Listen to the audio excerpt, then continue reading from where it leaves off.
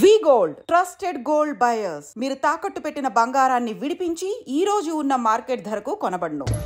నేను తనకు తోటికోడలు అవుతాను. అలా చెప్పుకోవడానికి కూడా నాకు సిగ్గుచేటుగా అనిపిస్తుంది. ఎందుకంటే ఇంత కిరాతకంగా ఇట్లా పిల్లల్ని గొంతు నురిమి ముక్కు మూసి చంపిందంటే ఎంత నరకయాతన అనుభవించుంటారు పిల్లలు. ఒక్కసారి ప్రతి ఒక్కరు ఆలోచించండి. ప్రతి ఒక్క తల్లికి వందనాలు చేసి చెప్తున్నాను. ప్రతి ఒక్క తల్లి ఆలోచించండి. ఆ పిల్లల నరకయాతన ఆలోచించి తనకు ఎలాంటి శిక్ష పడితే న్యాయం జరుగుతుందో, మాకు ఎలాంటి న్యాయం చేస్తారో మీరే చెప్పండి.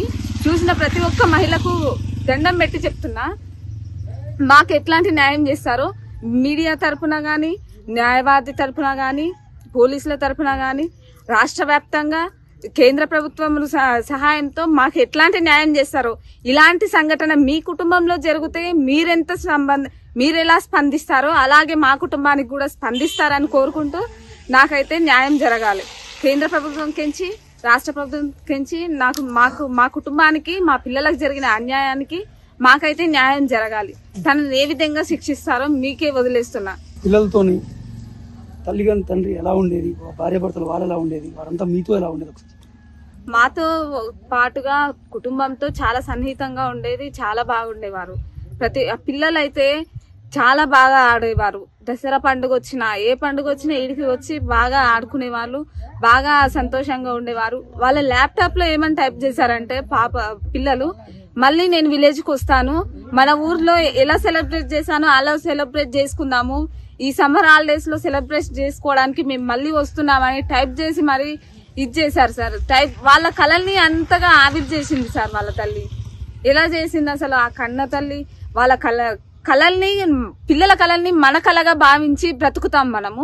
వాళ్ళ కళల్ని కుప్పగూల్చింది. తన కళని ఎలా సాకారం చేసుకోవాలనుకుంది, ఎలా స్వాధీనం చేయాలనుకుంది, తన కళని ఎలా సాధించాలనుకుంది. పిల్లలు లేని కళ అది ఏం కళ సార్? అది తల్లి లేదంటే ఈ మృగమా అర్థం అవుతలేదు. భర్తతో సఖ్యంగా ఉండేదా, ఎలా ఉండేదమ్మా? మంచిగానే ఉండేది సార్. కానీ 3 నెలల నుంచి ఇంకా ఎక్కువ ప్రేమ ఒలకబోసింది అంటుంది మా బావగారు. మా బావ మంచివాడు, మా బావ ఏది తాగడు, ప్రతి ఒక్కటి తెచ్చి పెడతారు, నా అకౌంట్ లోకి బాగా పైసలు వేస్తుంటాడు. మా బావలాగా ఎవరు ఉండరు, ఎవరు మంచిగా చూసుకోరు ఇంత బాగా నన్ను అని బాగా ఎక్కిచ్చిందంట సార్. 3 నెలల నుంచి గెట్ టుగెదర్ అయినాక తను ఏ విధంగా పరిచయం అయింది, ఆ పరిచయం చేసుకున్న తర్వాత తను బాగా ఎక్కిచ్చిందంట.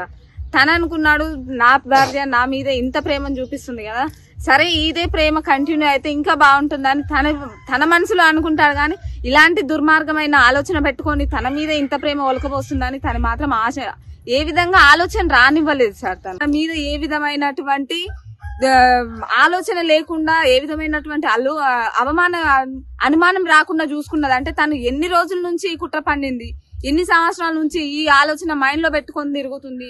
ఇంతమంది ముందల ఏ విధంగా నవ్వుతూ ఇంత సఖ్యతగా అందరితో ఎలా ఉందో అలాగే ఎలా కంటిన్యూ చేసింది, ఇన్ని కుట్రలు ఎట్లా చేసింది, అసలు ఎలా నటించింది. మహానటి అయిపోయింది సార్. మాకు నిజంగా చెప్పాలంటే ఆ మహానటి కంటే ఈ మహానటి చాలా ఇదిగా అనిపిస్తుంది సార్. ఈ దసరా పండక్కి వచ్చినప్పుడు కోలాటం ఆడి మీతోటి చాలా సరదాగా గడిపింది. చాలా సరదాగా ఉన్నారు సార్. పిల్లలు కూడా బాగా ఆడుకున్నారు. ప్రతిరోజు మిస్ కాకుండా 9 నవరాత్రులు చేస్తే నవరాత్రులు మొత్తం పూర్తిగా గడిపేశారు సార్. బాగా ఆడుకున్నారు, బాగా ఎంజాయ్ చేశారు, వెళ్ళిపోయారు సార్. ఇక చివరిగా చూసిందంటే అప్పుడే సార్, దసరా నవరాత్రులకే చూసిన ఆ పిల్లల్ని. ఇప్పుడు చెన్నై పరిస్థితి, చెన్నై ఆ బాధ నుంచి బయటపడడానికి ఎలా సార్? తన బాధ ఎలా బయటపడతాడు సార్? ఇట్లాంటి ఘోరం జరిగిన తర్వాత, తన కడుపు కోత మిగిలించిన తర్వాత ఎట్లా బయటపడతాడు తన ఆ బాధ నుంచి? ఒక్క నిమిషం ప్రతి ఒక్కరు ఆలోచించండి. తనకి ఎంత నరకయాతన ఉంది. బ్రతికున్న శవంలా తిరుగుతున్నాడు సార్. బ్రతికున్న మనిషి, అసలు బ్రతికున్న శవం ఎంతనో తను కూడా అలాగే అయిపోయాడు. తనకు న్యాయం జరిగిన దాకా తను ఇదే విధంగా ఉంటాడు సార్. ప్రతిరోజు సెలైన్ ఎక్కుతుంది, తిండి లేదు, నిద్ర లేదు. నిద్ర పోతే నాకు పిల్లలు కళలోకి వస్తున్నారమ్మా అంటున్నాడు. ప్రతిరోజు ఏడుస్తున్నాడు సార్. నరకం చూస్తున్నాడు. తను ఎంత సంతోషంగా ఉంది, అసలు ఎంత మొండిగా ఉందంటే అంత మొండిగా ఉంది. అమ్మ మరి ఆస్తి పేపర్లు ఎందుకు తీసుకుపోయినావా అని మా బావ వెళ్తే, ఆస్తి అంటారు ఏంది, నాయనగా పడుతున్నారు. 3 నెలల తర్వాత వచ్చి చేస్తా అంటుంది. 3 నెలల తర్వాత ఏ విధంగా వస్తుంది? ఎవరు తీసుకొస్తున్నారు తనని? తన వెనక ఎవరున్నారు అసలు? నాకు అర్థం అవ్వట్లేదు. 3 నెలల తర్వాత జైలు నుంచి ఎట్లా వస్తాను అంత ఖచ్చితంగా చెప్పిపోతుంది. ఆస్తితో ఏం అవసరం ఉంది? ఎందుకు తీసుకెళ్ళింది మరి? పిల్లలు అవసరం లేదు, ఆస్తి అవసరం లేదు, భర్త అవసరం లేదు కదా, మరి ఎందుకు తీసుకువెళ్ళినావు నువ్వు? ఆస్తి పేపర్లతో నువ్వేం చేస్తున్నావు?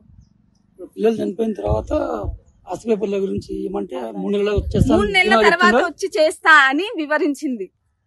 ధీమాగా 3 నెలలు వస్తా ధీమాగా చెప్పింది సార్. అసలు ఎంత కర్కశంగా ఉందంటే ఎంత మృగమైపోయింది సార్ తను. ఇంత ఈ గెట్ టుగెదర్ జరిగిన తర్వాత ఇంత మారిపోయింది. అసలు చాలా అంటే చాలా మంచిగా ఉండే తను.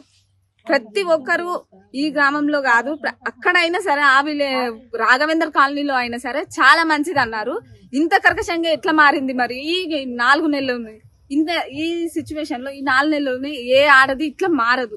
అది ఎన్ని రోజుల నుంచి తన మనసులో పెట్టుకుందో. మనతో పాటు